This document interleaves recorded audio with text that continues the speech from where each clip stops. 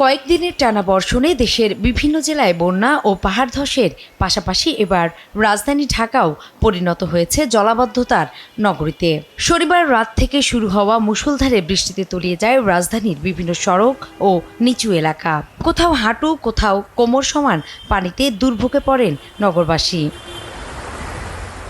অতি বৃষ্টির কারণে কয়েকটি শিক্ষা প্রতিষ্ঠানের পরীক্ষা স্থগিত করা হয়েছে। কর্মস্থলে যেতে চরম ভোগান্তিতে পড়েন হাজারো অফিসগামী মানুষ।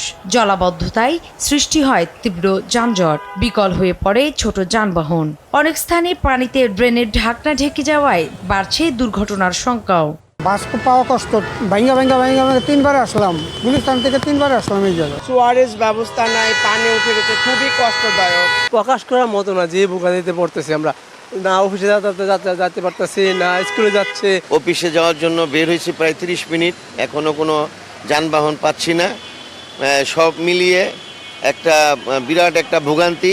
টানা বৃষ্টির কারণে সড়কে সকাল থেকে গণপরিবহনের সংখ্যা অন্যান্য দিনের চাইতে অনেক কম।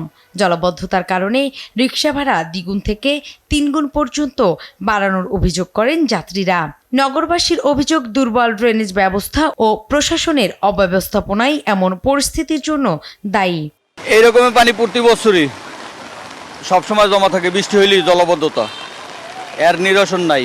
সবসময় বৃষ্টি এলে এই জায়গাটা পানিতে তলিয়ে থাকে। এখানে যারা স্থানীয় নেতাকর্মী আছে তারা এই জায়গাটার প্রতি কোনো খেয়াল রাখে না।